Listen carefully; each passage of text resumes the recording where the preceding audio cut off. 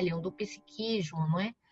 Tomando todo o corpo desse sujeito também, fazendo psicossomatizações e, e, e como que ele pode elaborar isso? E qual é o nosso papel, né? Enquanto conselheiros ou psicólogos ou pessoas da saúde mental que acompanham essas pessoas.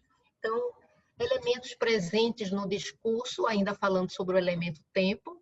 Não quero gastar tanto com esse slide, nem pensei que iria gastar, mas veja, ele vai puxando a gente.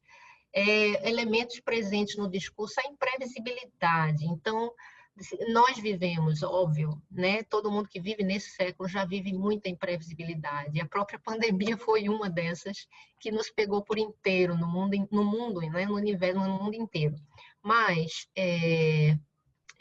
no caso do missionário transcultural, do missionário que cruza a fronteira, especialmente saindo do seu país para outros, existe uma imprevisibilidade muito grande quanto a permanência dele, por exemplo, não é? Quanto ao visto dele, quanto ao tempo que aquele país vai permitir que ele fique lá, não é? Se tudo que ele elaborou realmente é viável naquele país, se os filhos, se for o caso de famílias, vão se adequar ali, se vão aprender ou não a língua, se vão conseguir encaixar-se na nova equipe, é de uma imprevisibilidade tão grande que essa entra em uma das nossas razões da permanência de um cuidador, né, nesse período em que o missionário está adaptando-se no campo. É de extrema importância esse período, porque ele vai lidar com essa imprevisibilidade. Logo mais adiante na vida dele é possível que ele comece a entender isso e a receber isso melhor, mas no início existe uma adaptação para viver com tanta coisa imprevisível. E a transitoriedade, que é esse cruzar de fronteiras que o missionário é sujeito, não é, a todo tempo na vida inteira dele. O próprio ter que ir trabalhar fora e depois ter que voltar para rever pessoas a cada 2 ou 3 anos, essa transição já é bastante importante na vida deles. E depois, as mudanças necessárias de campo, nem sempre o missionário, especialmente transcultural, começa e fica no mesmo campo em que ele iniciou a sua carreira. Muitas vezes, e até hoje em dia tem se tornado mais comum, missionários serem encaminhados para um pré-campo de menor complexidade, para, por exemplo, aprender uma língua, aprender um espanhol, aprender um inglês, sem a obrigação de estar ali como o missionário do campo. E depois, mas veja, ele ali está doando-se, entrando numa cultura, não é? E ele está ali vivendo. Tudo aquilo vai para um desgaste emocional, psíquico, mental mesmo. E depois ele vai ter que sair dali, é um curto prazo, porque ele vai ter que sair e realmente se encaminhar para o campo definitivo ou o próximo campo dele. Existem casos, de acordo com a filosofia de cada agência, de que o missionário não escolhe o campo dele, por exemplo, ele chega querendo ir para a China com a proposta dele para uma agência, e a agência diz: nós temos campo na América Latina. Então, da Ásia para a América Latina, você percebe o distanciamento que está do sonho dele, mas muitas vezes o missionário se adequa a esse compromisso com a agência, fica por ali, faz 2, 3, 5 anos em um campo e depois finalmente vai para outro. Então, a transitoriedade é muito grande. Isso é de uma riqueza incrível depois de alguns anos, mas no início é desestruturante. No início, dependendo de que estrutura de ego a gente está lidando, a gente tem abalos realmente importantes na vida dessas pessoas, não é? E alguns, segundo estatísticas, não conseguem permanecer mais que 1 ano ou, no máximo, 3 anos, não é? Então, nós perdemos uma grande parte da nossa força missionária nos primeiros 3 anos, não é? De campo transcultural. Ok? Brevidade, eu pus isso aqui porque tudo na vida do missionário, do ponto de vista do que quando ele passa pelo país dele, não é, de volta, por exemplo, é sempre com muita rapidez.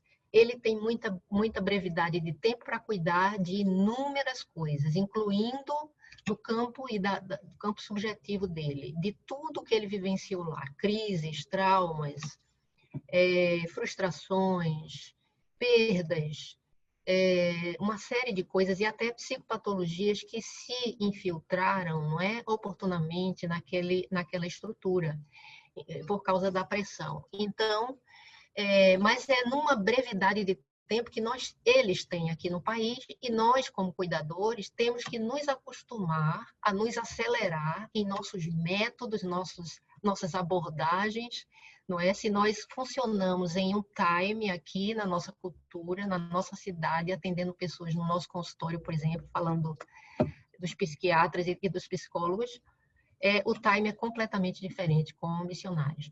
Então, se você não está nesse campo ainda vai adentrar nele, vai precisar haver uma adequação. De repente, eu me percebi uma psicóloga que estou sempre querendo adiantar os processos, e não é assim, não é? Eu tenho que fazer esse meu movimento quando eu saio do campo do atendimento dos missionários para o campo do atendimento de quem vive nessa cidade, porque são pessoas com a outra temporalidade mental. Elas têm tempo para digerir as coisas. Elas têm tempo para evoluir dentro de um processo contínuo. O missionário não. Ele diz, eu tenho 15 dias e vou embora. Então, eu tenho um mês e vou embora. Então, é nesse time aí que você acaba tendo que trabalhar. Ou você trabalha nele, ou você não trabalha em nada. Não é? Então, é uma escolha do profissional também. Tem profissionais que vai dizer, não consigo trabalhar assim. Para mim, a coisa tem que ser desse jeito. Aí, realmente, vai ser difícil de se adequar com essa imprevisibilidade, transitoriedade e brevidade da vida missionária, não é? Então, o especialista, não é, na dinâmica, ele precisa ir se revendo e se refazendo na dinâmica desse setting, não é?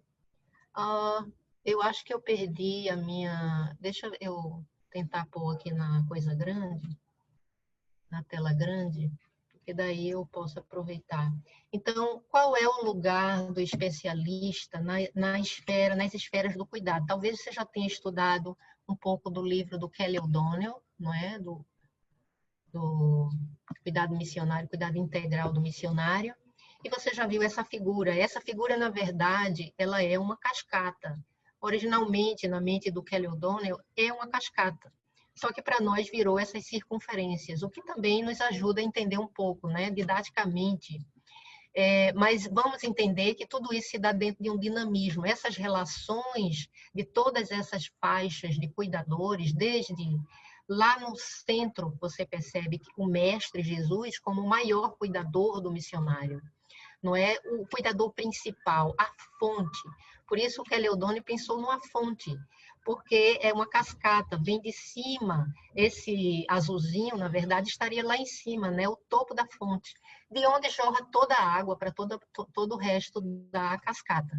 Então, abaixo viria a própria pessoa, o próprio missionário. Então, sempre que estou cuidando de missionários, eu procuro entender, eu perceber se ele sabe aplicar um autocuidado. Se ele entendeu que, depois de Deus, a pessoa mais propícia para cuidar de si mesma é ela mesma. Porque nós vamos ver muito, que eu vou mostrar daqui a pouco, nós vamos ver muito esse passar de responsabilidade para outros, quando as coisas não vão bem. É muito comum o missionário trazer para você, olha, eu estou assim porque minha agência falhou nisso. Eu estou assim porque minha igreja está falhando nisso. Então, a gente precisa ir colocando as coisas nas devidas caixas, não é? Recebendo todo esse discurso, sem julgamento. No entanto, qual o papel desse cuidador, de um modo geral? Não é? O cuidador precisa fazer as pedrinhas entrarem no lugar certo, em brevidade de tempo.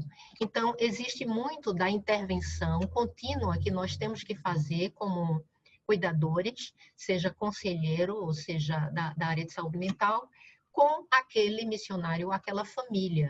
Às vezes, muitas vezes, eu tive a oportunidade de conversar apenas um momento com missionários, e eu tinha que que me davam assim, no encontro, e conversa com essa pessoa que ela está em conflito familiar e já vão embora amanhã. E você se vê assim nessa posição, não é? Como se você fosse a última cartada e tivesse toda a responsabilidade do mundo.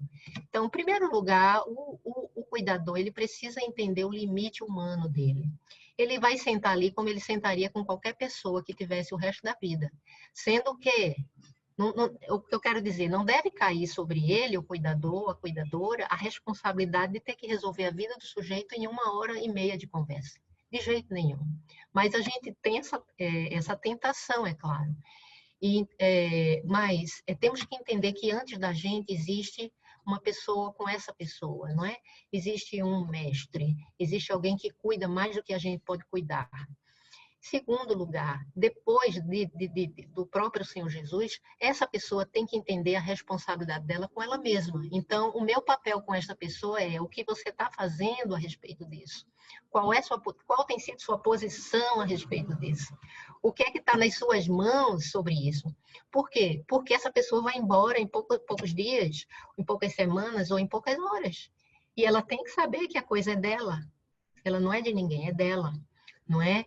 Então, mesmo problemas institucionais, a gente tem que convocar o sujeito, eu digo, a gente tem que, nesse sentido do tempo, da brevidade do tempo, a gente precisa convocar o sujeito a tomar parte do lugar dele, subjetivo, nas próprias questões que ele tem, não é?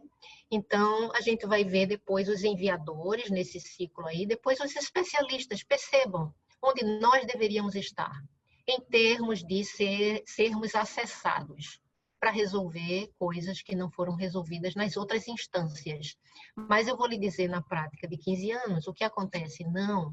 Os especialistas, muitas vezes, são convocados para resolver problemas de pessoas que, primeiro, não têm relação mais tão próxima com o mestre, já não o escuta mais, já não para com ele. Então, a bola de neve começa aí. Depois essa pessoa desaprendeu a cuidar de si ou nunca soube, foi para o campo sem saber fazer um autocuidado, sem se conhecer, porque autocuidado é impossível se eu não conheço a mim mesma, não é? E depois vem os enviadores, que a gente vai chamar das igrejas, vai se referir às igrejas e às agências missionárias, que estão envolvidas no envio desta pessoa, desta família. Depois viriam os especialistas. Mas, como eu disse, muitas vezes a gente vai sendo atravessado lá para frente. E por isso eu digo, temos que relembrar a pessoa que antes de nós existem responsabilidades ou responsáveis, outros, não é? Que precisam também fazer sua parte, ainda que eu entre com a minha parte interventiva. É preciso que essa pessoa recorra às diversas facetas que ela deixou escapar, não é?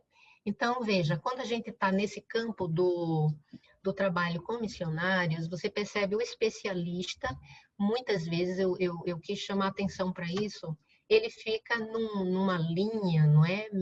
Mediana, intermediária, o missionário que traz o seu discurso, que traz o seu sofrimento, que traz as suas questões. Mas por trás desse missionário e desse discurso existe uma instituição, ou várias. Então, a nossa ética não é apenas de resguardar o conteúdo que vem, mas também do tipo de intervenção que eu faça, que possa conduzir esse missionário, não é, a um entendimento ou desentendimento com as suas instituições de envio. Veja, essas pessoas precisam muito mais das instituições de envio, igreja local e agência, do que de nós. Então, às vezes é melhor, se você percebe que a instituição está falhando tanto, às vezes é melhor você se privar, não é, de dar qualquer sujeição aí de opinião acerca disso, não é, dessas falhas relacionais, do que indispor, não é, o missionário com os seus enviadores. Claro que vamos continuar trabalhando como é que essa pessoa se relaciona com a negligência, como é que ela se relaciona com uma relação que não cumpre a sua parte, não é, que não cumpre os seus deveres, que não cumpre a sua palavra. E sim, aí sim o sujeito vai estar sendo empoderado aqui na nossa linguagem para se pronunciar perante a sua instituição, mas não que isso tenha vindo da boca, você sabe, psicólogo e conselheiro e todo outro que trabalha com o sofrimento do outro. Muitas vezes as pessoas tomam o nosso nome e carregam para os seus ambientes, onde elas têm os seus conflitos e dizem: a minha psicóloga disse isso. Isso é muito complicado para psicólogos e psiquiatras e pessoas, conselheiros que trabalham ligados a instituições ou servem a elas. Então, a gente tem que ter muito cuidado com isso, se acercando do que nós falamos. Precisamos ser bastante interventivos por causa do tempo breve, ao mesmo tempo muito cuidadosos, tá bom? Então, agora sim, que vou entrar naqueles 5 motivos, né? Primeiro, autoconhecimento. Qual é o papel? Não é o nosso papel? É que o missionário, não é? Todo ele, mesmo que trabalha no Brasil, ele precisa de autoconhecimento. Ele precisa aprofundar isso, e não há escola para isso. Salvo as pessoas que já adoeceram emocionalmente na sua adolescência, na sua infância, ou até no início da sua vida adulta, foram para um psicólogo e tiveram, não é? Então, a chance de se aprofundar em si mesmo. Mas se elas nunca tiveram nada, dificilmente você vai ver pessoas que realmente foram para uma terapia porque queriam se conhecer, aprofundarem-se melhor em si próprias, queriam mudar algumas coisas que não estavam bem consigo. Pessoas vão à terapia normalmente ainda nessa geração quando estão apresentando desequilíbrios, não é? E prejuízos na sua vida cotidiana. Então, não é da nossa cultura essa coisa de buscar o autoconhecimento, a não ser com esses livros de autoconhecimento, que aí é uma coisa muito generalista, e, enfim, fica você e você com aqueles pensamentos, não é? Com aquelas descobertas ali. Mas a avaliação psicológica, que está um importante papel, não é, do psicólogo, da pessoa de saúde mental, a trabalhar. Quando eu comecei a trabalhar, um dos primeiros serviços que eu ofereci para trabalhar aqui na minha região não tinha nada de cuidado missionário, e mesmo no Brasil ainda não havia o movimento que há hoje. Então, eu tive que cavar alguns lugares, não é? E uma coisa que eu entendi é que o missionário precisava se conhecer melhor antes de ir para o campo, e que isso seria benéfico para ele, para a agência, e que isso poderia dar um longo prazo para ele no campo, além de tudo mais que se tem, né, com o processo. Então, eu ofereci avaliação psicológica com este fim, não com o fim único de dizer esse é um item que a agência pede, agora que o missionário fez, está ok. E engaveta todo aquele material que o psicólogo gastou umas 10 horas para preparar, juntando tudo. Então, eu sei quantas horas da minha vida eu já gastei fazendo avaliação psicológica, ainda no tempo que os testes nem eram todos corrigidos, né, online. Então, mas aí você vê aquele papel de 4, 5 folhas de um relatório de atendimento ou de uma avaliação psicológica, ou de um psicodiagnóstico, engavetado e não utilizado. Isso é bastante frustrante, porque ali vai muita dica de como aquela agência, por exemplo, aqueles enviadores podem lidar com este tipo de candidato, com este perfil de candidato. E o próprio missionário, a própria família, aqueles que passaram pela avaliação, entenderem quais são os seus potenciais e também as suas vulnerabilidades. E se procurou esse serviço com tempo hábil, ele ainda vai ter chance de poder ter um tempo de processamento de algumas coisas.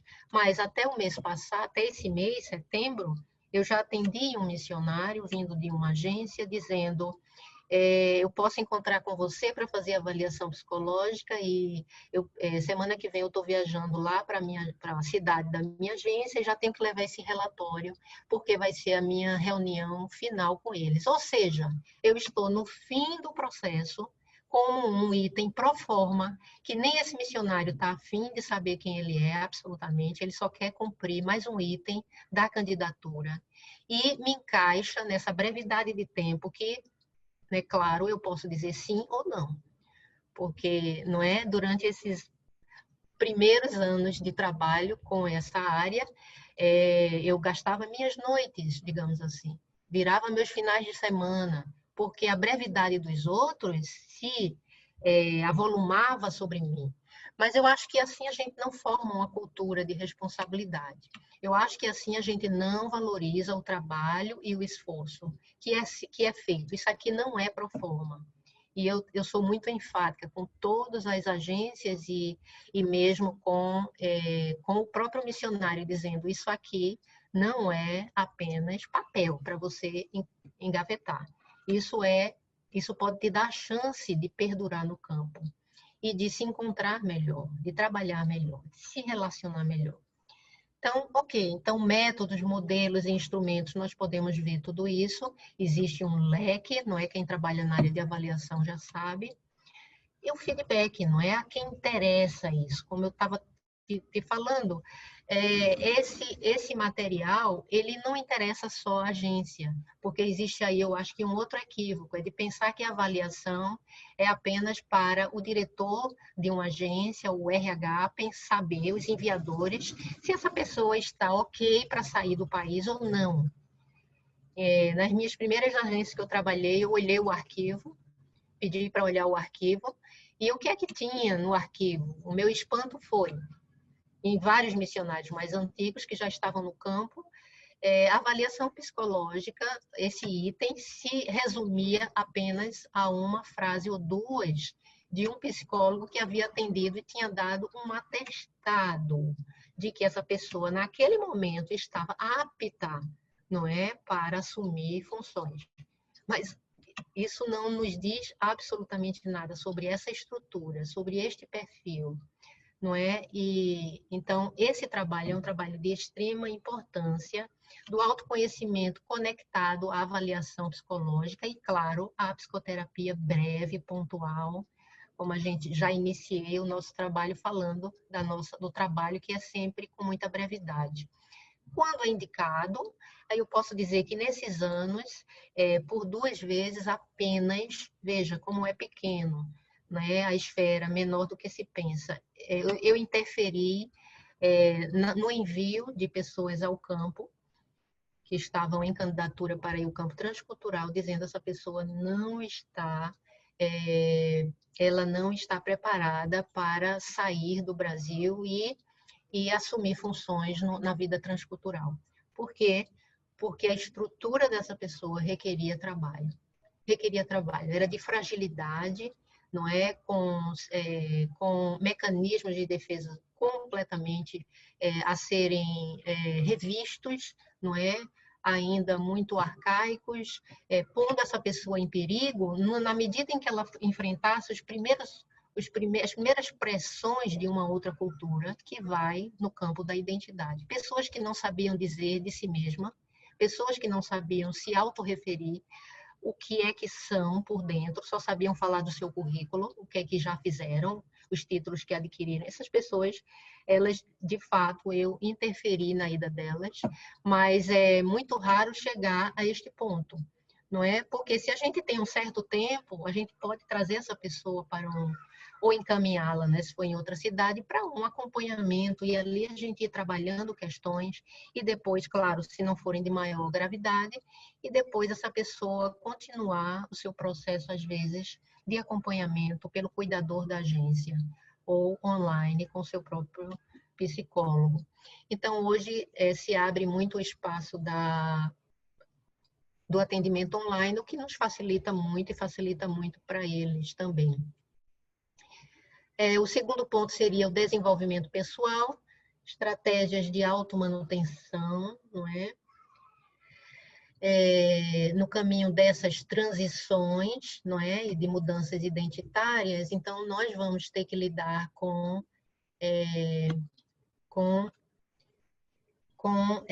o desenvolvimento de estratégias de automanutenção. Então, só o sujeito que se preparou minimamente no campo emocional consegue ter estratégias de automanutenção, não é? Senão, ele se descompensa, não é? A cada evento maior do que ele, e isso vai acontecer com muita frequência no campo transcultural, não é?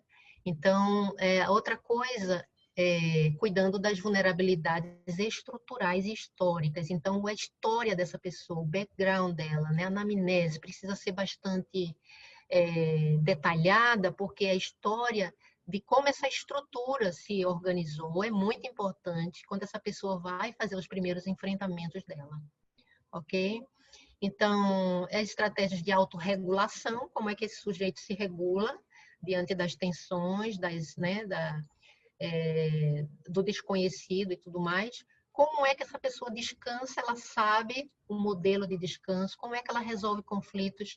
Então, tudo isso vai, além do autoconhecimento, passar para um desenvolvimento de estratégias de manutenção e de regulação.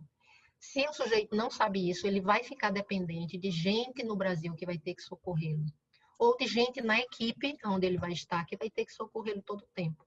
Uma pessoa que não aprendeu a desenvolver essas estratégias, ela vai dar muito trabalho. Não é que outros não dão, não. A gente não sabe o que vai encontrar no campo, não é? Então, certamente, pessoas muito bem preparadas também enfrentaram e tiveram necessidade de ter ajuda. Não, isso não é problema. O problema é a dependência, não é? Que o sujeito vai com este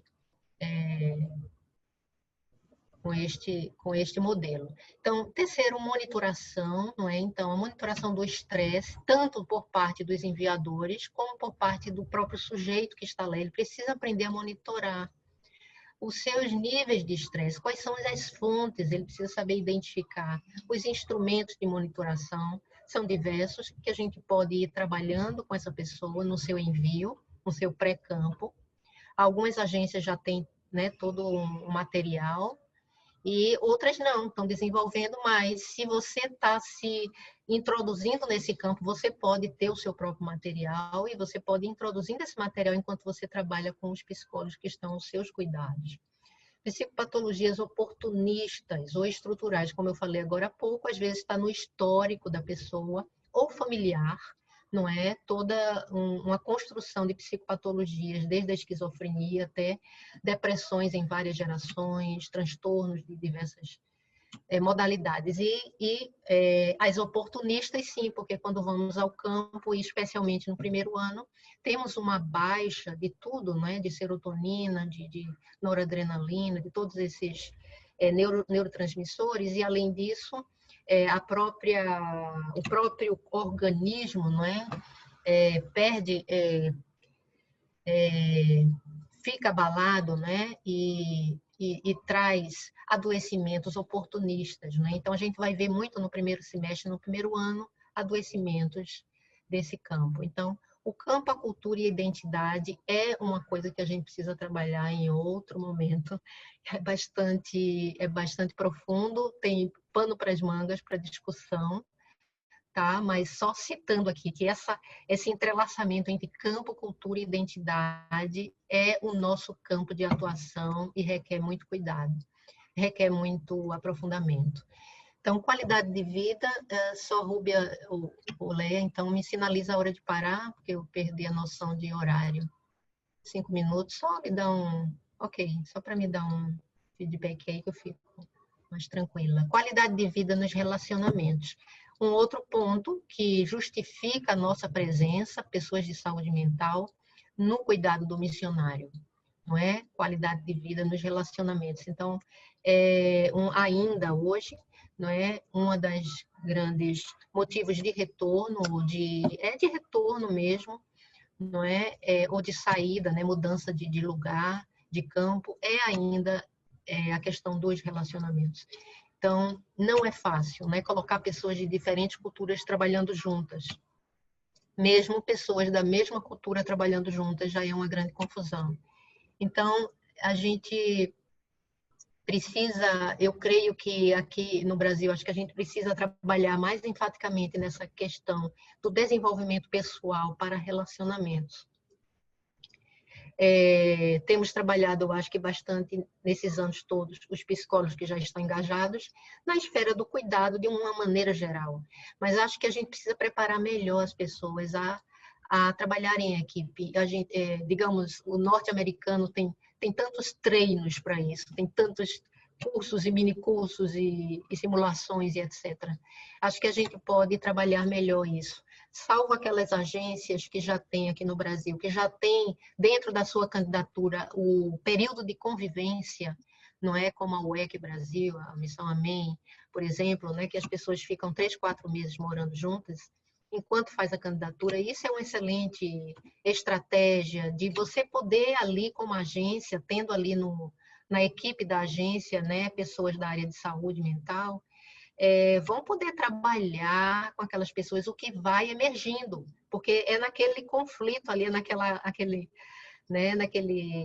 convivência, não é? Tendo que fazer tarefas e estudos e dormir junto e tal, que as coisas vão surgindo. Então, é nesse momento que a gente pode trabalhar algumas questões que precisam, que fogem, né, da capacidade da pessoa sozinha conseguir trabalhar.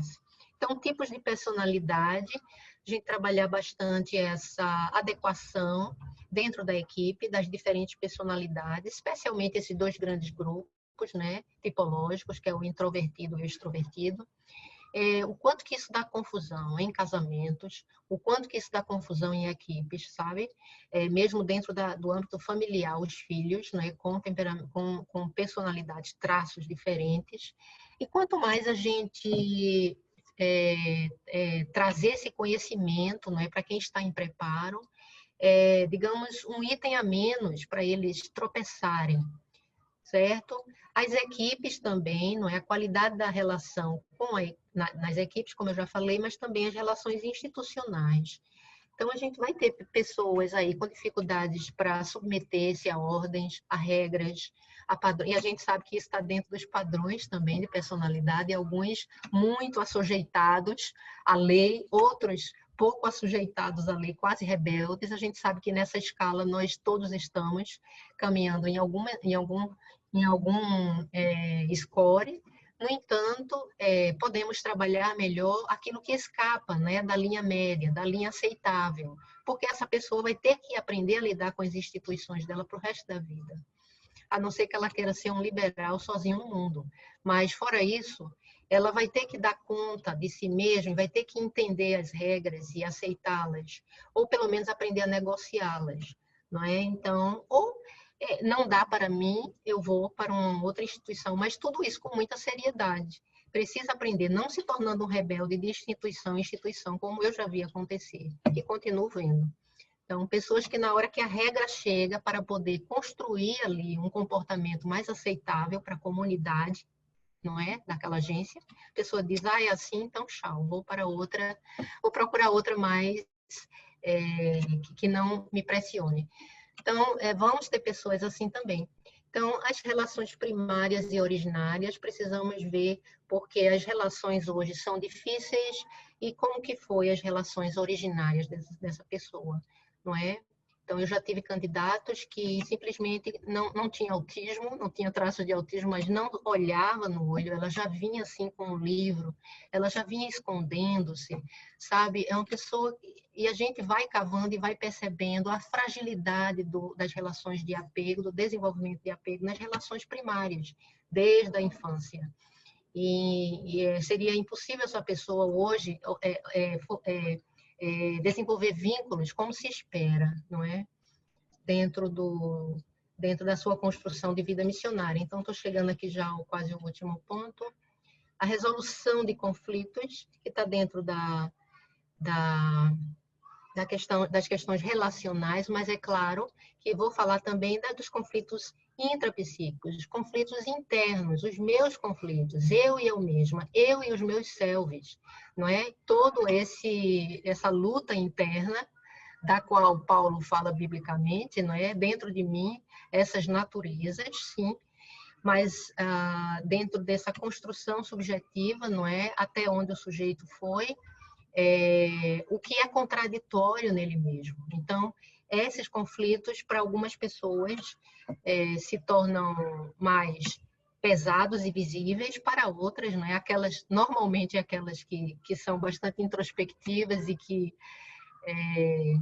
mastigam bastante suas questões, não é? Então, essas pessoas realmente precisam falar desses conflitos, precisam trazer para a externalidade, para o discurso, pelo menos, e para um espelho, né, onde ela possa ir se vendo. Então, está aqui também o campo da sexualidade, que envolve também a construção do sujeito, solidão e desamparo, porque como que essa pessoa enfrenta aqui, não é, na cidade dela, no país dela, as questões da solidão e do desamparo. Quão desamparada essa pessoa se sente, porque ela vai sair da pátria mãe e ela vai entrar numa pátria madrasta praticamente. Opa, tem algo interferindo aqui. Perdão. E ela vai entrar num lugar onde ela vai ser muito mais requisitada do que maternado. Ela vai ser muito mais excluído do que amparado. Então, ela precisa sustentar em si mesmo esse sentimento de desamparo que todo ser humano sente ao longo da vida, mesmo sendo casado, mesmo tendo filhos, mesmo tendo pessoas que os ajudem. Então, precisa um trabalho muito mais pessoal. E perdas e lutos, que está presente na nossa história, de um modo geral, situações traumáticas que poucas pessoas revisam, com medo de revivê-las. Então, por isso que é tão importante a gente conscientizar as instituições de envio que o trabalho do levantamento emocional, da vida emocional dessa pessoa, não pode ser feito na última semana, não pode ser feito um mês antes da pessoa partir, apenas para ter um documento de que ela fez uma avaliação. Isso não serve em nada. É necessário que essa pessoa tenha tempo para digerir o feedback que nós vamos dar para ela, porque é para ela que vai pesar, não é? E que tenha tempo, às vezes, de trabalhar questões que estão embrulhadas ali há muitos anos, não é? E essa parte mais externa, que são as relações, os modelos possíveis, não é, de resolução de conflitos, se é a fuga, se é o confronto, não é, qual o tipo de modelo, em que modelos eu transito, não é, dentro da minha capacidade de resolver conflitos. Conflitos espirituais, que a gente não vai pensar que o sujeito é retilíneo na vida espiritual dele. Então, como é que ele lida com isso? Como é que ele arremata, não é, essas coisas aqui, enquanto ele está no Brasil? Conflitos étnicos e nacionais que ele vai enfrentar ao longo da sua jornada. Então, aqui estão as perguntas que fecham esse primeiro tempo, não é, em que nós estamos aqui. Então, sabemos do privilégio que é servir nessa área, mas aí, diante de tudo aí que eu falei, o que é que você percebe como desafio? Não sei se eu preciso ler, Rúbia, ou as pessoas já vão para os grupos. O que é que você acha?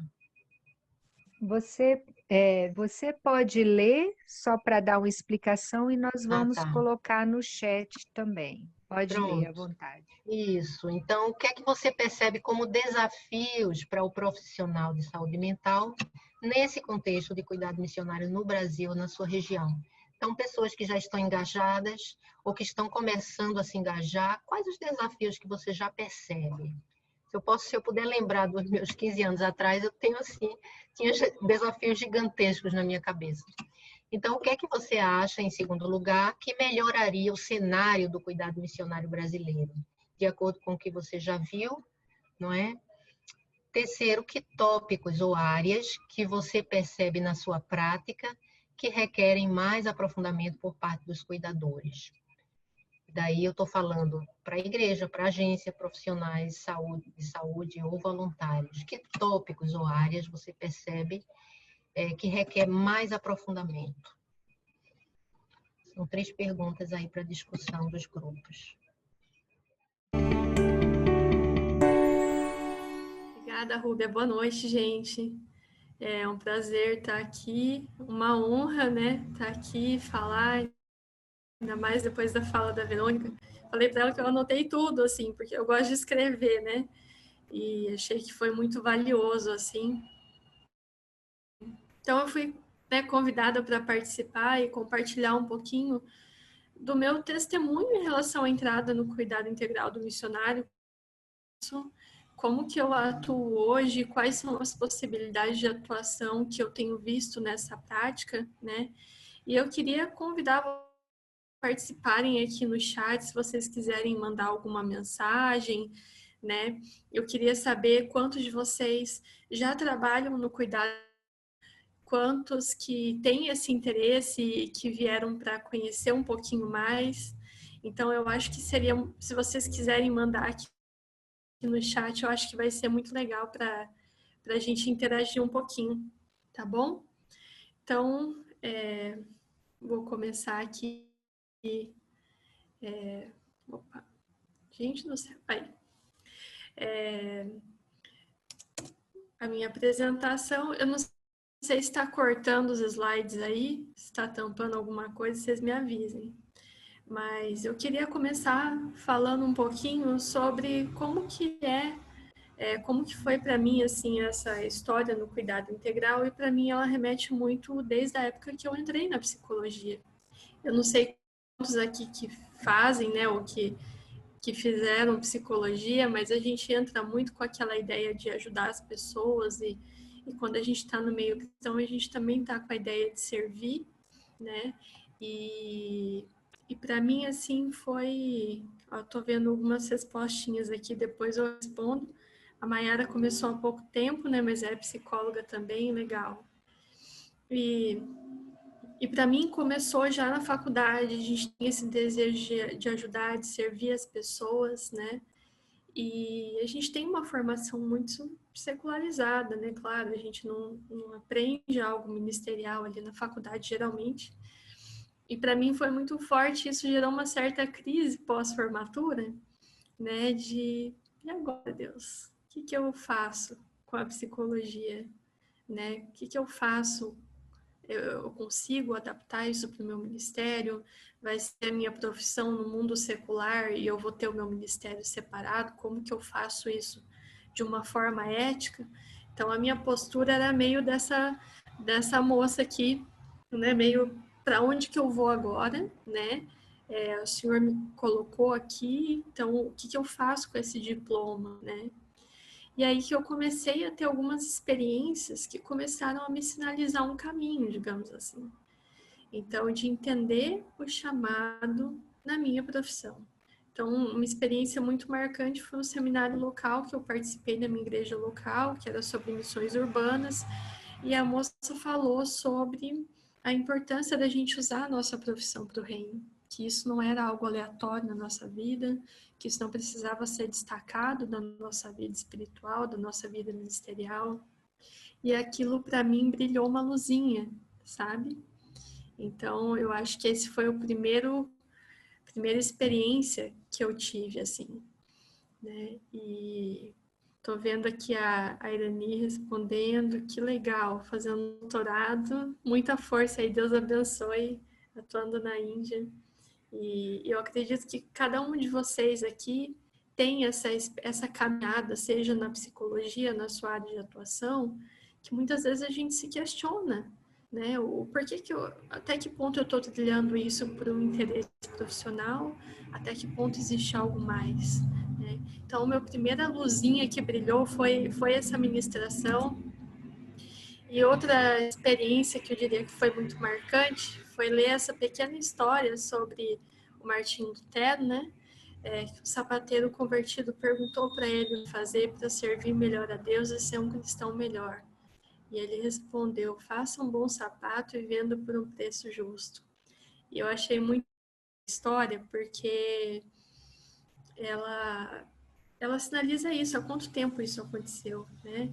De que os nossos talentos, eles foram dados por Deus também, eles são uma forma de testemunho, e eu comecei a refletir muito sobre isso. Mas eu ainda tinha essa sensação assim, tá, eu quero fazer um trabalho ético, quero fazer com excelência, quero sempre estudar sobre isso, mas o que eu posso fazer para colocar isso em prática? Né? Eu comecei a atender algumas pessoas com um valor simbólico, pegar os encaminhamentos, servir as pessoas dessa forma, mas eu sempre tive um interesse muito grande por missões, né? E sempre tive esse conflito, né? E de como eu poderia empregar isso, né? Até que veio o contato com cuidado. Não sei se cortou aí para vocês, mas está escrito contato com cuidado. E ele veio de uma forma muito engraçada. Na época eu já tinha acabado de me formar, assim, E eu dava aula na escola dominical, eu tinha um grupo pequeno, né, de estudar Bíblia. E aí eu estava na igreja, assim, num desses, com o Breno, que é o líder da Nação da Cruz, que eu vou apresentar melhor daqui a pouco. E ele me parou e falou assim, Nanda, aproveitando que você está aqui, a Nação da Cruz está precisando de uma psicóloga. Você não quer entrar?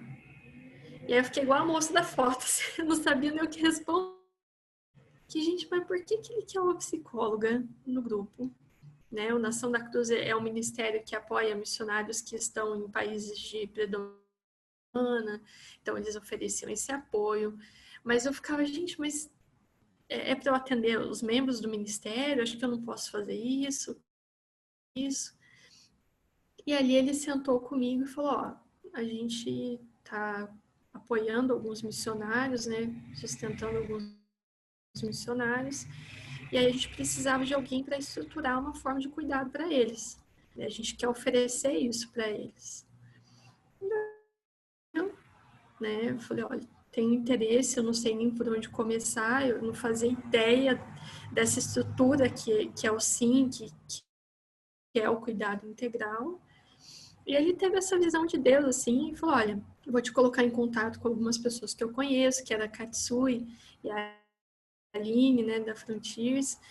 Falou, conversa com elas, né, que você quiser de material, de evento, a gente manda você. E foi assim, né, eu fui conversando com elas, né, fui sendo inspirada mesmo, descobrindo esse universo que foi o cuidado. E foi, assim, algo que marcou muito a minha vida. Em setembro de 2017, eu fui no primeiro fórum do SIM lá em São Paulo. E parecia, assim, que tinha aberto uma cortina na minha vida de algo que eu sentia que era esse questionamento desde que eu tinha entrado. De eu quero usar a psicologia diretamente, eu quero, né, o que eu faço? Então, foi essa experiência, né? E aí, a cuidar. Essa aqui é a Laura, que está aqui também, a Laurinha do Barnabé, no Movimento Barnabé. E esse foi o segundo fórum que eu fui, foi em 2018. E esse ano vai ser online, né? Mas tem sido experiências muito legais para nós. Ainda sinto que eu estou muito arranhando a superfície do que é o cuidado, né? A gente viu aí a Verônica, que tem uma baita de uma experiência, uma vivência incrível, né? Então, assim, realmente é uma trajetória que a gente segue, que eu sinto que eu estou no começo e o que eu quero compartilhar com vocês é justamente assim, o que eu tenho vivido nesse pouco tempo do cuidado. Talvez, né, vendo a Verônica falando de uma forma tão legal, estruturada, e agora compartilhando a minha experiência como alguém que está começando, o que eu tenho enxergado para você que tem esse desejo, que tem esse interesse, para que lado você vai, né? O que fazer? Então, eu queria colocar até nesse slide quais foram os aspectos que eu considerei mais, que eu tenho considerado mais importantes para seguir nessa área do cuidado. Vou dar uma olhadinha aqui nos comentários só para ver se alguém falou alguma coisa. A Raquel também psicóloga, né? Tem desejo de servir e eu creio que a gente tem esse bichinho da missão que pica a gente e que é muito interessante a gente ver o cuidado aplicado nisso, né? Então, o primeiro ponto que eu coloquei aqui foi o estudo sobre missões e cuidado, né? A gente entende que nós estamos lidando com seres humanos que têm questões interpessoais, que têm questões que a gente também vai se deparar na clínica, mas ao mesmo tempo a gente está lidando com pessoas que estão em um contexto muito diferente, né, do nosso, da nossa cultura, que estão lidando com demandas muito diferentes, né? E a gente não precisa reinventar a roda, né? A gente tem um baita de um corpo de materiais, de estudo. A gente viu os livros, né, que a Rúbia colocou, as indicações da Verônica. Então, isso para mim foi uma coisa muito importante, começar a buscar esses materiais para entender o que já foi produzido a respeito, o que se fala disso, o que se recomenda, o que se recomenda para essa população específica, o que tem sido pesquisado sobre isso, né? O Abner Morilha, que fez o doutorado a tese dele é incrível, avaliando a saúde mental dos missionários. Então, existe muita coisa legal, né? A segunda coisa que eu acho que é muito relevante é continuar os seus estudos sobre a clínica e na sua área de atuação profissional, seja a psicologia, seja uma outra área. A gente tem que fazer o que a gente se propõe com excelência, né? Então, eu vejo que o aprimoramento na clínica, além de me permitir ser uma profissional melhor na minha clínica, atendendo as pessoas, mas de entender esse missionário melhor, de chegar com mais ferramentas, de chegar ali com um aparato melhor. Então, eu acredito que a maioria de nós se fez psicologia porque gosta de ler e de estudar, né? E eu acho que isso é uma coisa que nunca para. Então, buscar esse aprimoramento voltado para essa população específica, mas também voltado para a clínica. Busca por supervisão e mentoria, eu acho muito importante. A Aline da Frontiers me acompanhou, né, principalmente no começo, e isso foi muito importante para eu conseguir entender algumas questões que estavam surgindo, com as quais eu nado. O interessante é que a Aline, ela é da psicologia analítica e eu sou analista do comportamento. E deu certo, a gente se alinhou de uma forma e foi bênção na minha vida receber essa supervisão. Então, buscar pessoas que já estão no cuidado para oferecer, para te orientar, né? Buscar esses eventos, né? O SIM sempre propõe eventos incríveis online agora, tem uma agenda muito legal, eu acompanho, né, o SIM no Instagram, os fóruns. Então, assim, é uma oportunidade de conhecer pessoas que têm trabalhado com isso, criar relacionamentos. Então, para mim foi essencial foram essenciais essas idas, conhecer essas pessoas, né? Outro ponto importante é a experiência no campo, né? Eu nunca, né, tive a experiência de missão no prazo, sempre foi algo de curto prazo, mas ainda assim, poder visitar os missionários que eu acompanho, poder conhecer a experiência deles de uma forma pessoal, eu acredito que é uma experiência impagável. A gente entender o que eles estão vivendo, então buscar investir nisso também, entender a realidade do missionário e, acima de tudo, né, buscar a sabedoria do alto, né? Como está lá em Tiago, a gente beber dessa fonte, né? Eu achei muito legal esse modelo da cascata, né, do cuidado, e realmente, assim, a gente também entender que a gente segue isso, né? A gente tem a nossa primeira fonte é Jesus e a gente tem que desenvolver esse autocuidado, entender essa prioridade da nossa vida também, entender os nossos limites como cuidadores, como pessoas, buscar sermos cuidados, acertarmos cuidados, né? Uma coisa que eu fui muito confrontada nessa caminhada foi essa questão de que, às vezes, com os missionários, e até na clínica com pastores, com cristãos, a gente tem que bater na tecla de você não precisa ser você não precisa ser alguém inatingível, você pode ter suas vulnerabilidades. E muitas vezes a gente, como cuidador, não aceita isso na gente. Conhecer os nossos limites e se cuidar também é algo muito importante, né? Então,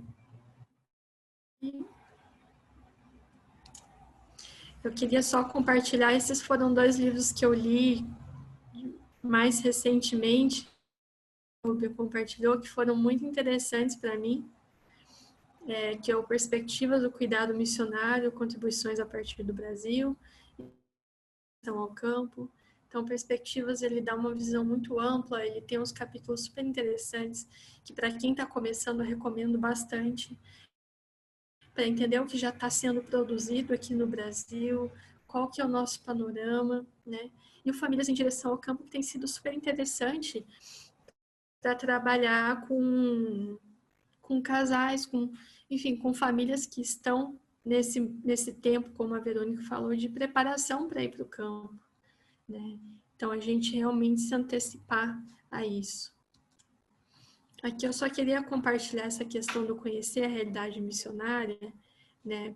Porque é importante a gente buscar essa experiência, não só para a gente ter uma noção do que é essa questão da convivência, do lugar, mas entender a realidade daquele missionário que você está cuidando e a realidade das pessoas de quem ele cuida.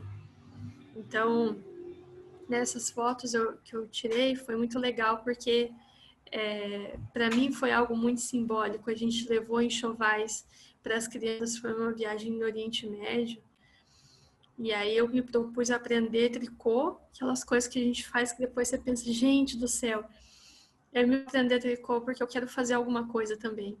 E aí participar dessa confecção, de levar, de ver as pessoas ali, compartilhar com elas, compartilhar esses enxovais com os missionários que tinham filhos pequenos, ir na casa dos refugiados e levar para eles, foi algo que muito, essa experiência de entender a vida do missionário que eu estou atendendo. Entender que às vezes ele está passando por necessidades também, ou às vezes ele tem necessidades que ele não pode suprir, e é uma sensação muito forte. Então, eu acho que foi uma experiência muito interessante. Eu não consigo abrir o chat aqui, não sei se alguém fez alguma pergunta, depois eu comento depois. Por fim, aqui eu queria falar um pouquinho sobre os ministérios que eu participo, né? Explicar um pouquinho, então, assim, na prática, o que eu tenho feito, o que tem sido desenvolvido em cada um deles. Então, aqui é o Movimento Barnabé. Eu entrei no Movimento Barnabé desse convite do Breno, já estava no Nação da Cruz, né? E essa é uma parte da equipe, tá faltando a Laurinha aqui, mas uma parte da equipe nossa, do Movimento Barnabé, o nosso líder é o pastor Paulo, esse de camiseta cinza aqui do meio, e ele me convidou, a gente estava almoçando o dia e ele me convidou para participar e ficar responsável pela parte do cuidado do Barnabé. E para mim tem sido uma responsabilidade muito grande e algo que eu tenho feito com muito temor, né? Porque eu entendo que é algo muito sério, é uma parte que não pode ser negligenciada, né? Como foi perguntado sobre isso, né? É algo que muitas organizações agora que estão despertando para essa necessidade, quando voltam missionários feridos, e aí se reflete sobre isso. Então é uma responsabilidade, é um papel muito grande, né? E especificamente ele é um movimento missionário transcultural, né? A partir da Igreja Metodista. Então são pessoas de vários lugares, né? E esse movimento, ele oferece essa formação missionária transcultural, que é uma formação que leva mais ou menos um ano nos módulos teóricos e práticos, tem mentoria. E é um ministério que é recente, então a gente está trabalhando agora com a primeira turma que está se formando e que está nesse processo de levantamento de recursos, né? E aí esse envio é feito por meio de agências missionárias parceiras. Então aqui a gente está lidando com o processo desde o vivo, né, o acompanhamento dessas pessoas que estão fazendo essa formação, o direcionamento da agência para onde vão, o que eles desejam, que eles têm, para que eles têm sido direcionados, e o envio, né? E nesse meio tempo, cuidado ali permeando tudo, né? Então, assim, tem sido algo incrível e, ao mesmo tempo, uma responsabilidade muito grande, mas é algo que motiva a gente a buscar sempre fazer o melhor, né? E a Laurinha está comigo aí nessa parte do cuidado também. E o Nação da Cruz, que foi esse primeiro ministério que eu entrei, né? E então aqui tem uma parte da equipe, tem gente que não é da equipe, mas foi a única foto que eu achei que eu estava, porque são pessoas de várias cidades, né, do Brasil, mas ele é originalmente da Igreja Metodista Central de Londrina, né? Então é um ministério que oferece suporte e prepara ao cristão perseguido dos povos muçulmanos. Então, hoje o Nação da Cruz atua em vários países e o Nação da Cruz ele não é uma agência missionária. mas ele é um ministério que apoia missionários que já estão. Então, cria essas parcerias e oferece esse apoio, né? E aí que entra a parte do cuidado, em que é oferecido esse cuidado, esse acompanhamento, né? O Nação da Cruz, ele tem vários braços, digamos assim. Então, tem o Church Planters, que são os plantadores de igrejas, que é um ministério, o líder do ministério é agrônomo, então ele fez esse Harvesting, que é um ministério de agrônomos que vão para ensinar técnicas de plantio e correção do solo para a população como uma forma de missão. Então, eles vão para lá para ajudar essas comunidades. Tem o que é o Ministério de Aproveitamento de Imóveis, principalmente em alguns países no Oriente Médio, em que são pegos doações de imóveis usados, eles são reformados, refugiados. E o Learning to Teach, que pega profissionais tanto da pedagogia, do ensino, da psicologia, enfim, de várias áreas, e leva para esses países para capacitar não só os missionários, mas os voluntários que estão nessas bases. Então, hoje atua na Argélia, no Chad, no Egito, Gana, Iraque, Jordânia, Mianmar, Síria, Tailândia. Então, são alguns dos países que o Nação da Cruz está presente, né, que apoia missionários que estão lá. E aí, no Nação da Cruz, eu fico mais nessa parte mesmo do acompanhamento desses missionários, né, mediante a demanda deles. Então, assim, os dois são projetos que estão começando, né?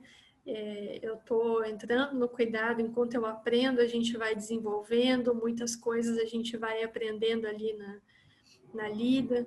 Então, assim, não é algo fácil, mas é algo realmente apaixonante, é algo que tem que ser levado muito a sério, né? A gente sempre busca parcerias com psicólogos para que a gente possa, muitas vezes por eu conhecer o missionário ou por ter algum contato com o próprio ministério, em algumas situações não é o ideal que eu ofereça esse acompanhamento. Então, a gente sempre busca parcerias de pessoas de confiança, de psicólogos que têm esse interesse para poder ajudar.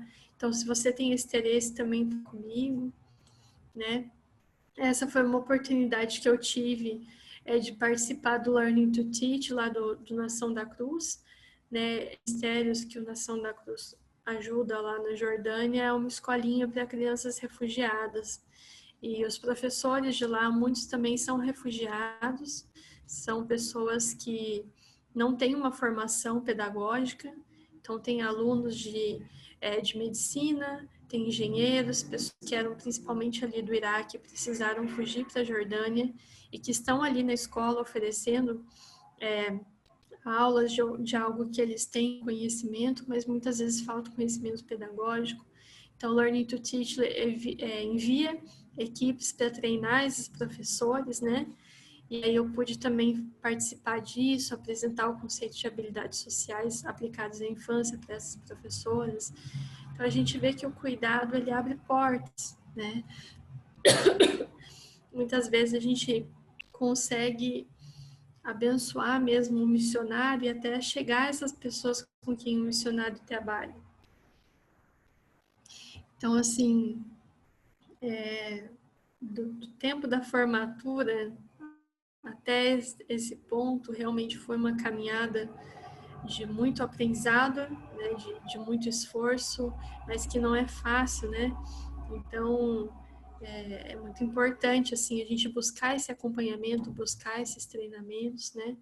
E o atendimento psicológico, né, que eu tenho oferecido. Então, eu só trouxe um pedacinho de um trecho, né, de um relato de uma missionária que eu atendi, né, que falou: ter acesso à terapia no campo missionário é um privilégio e presente de Deus.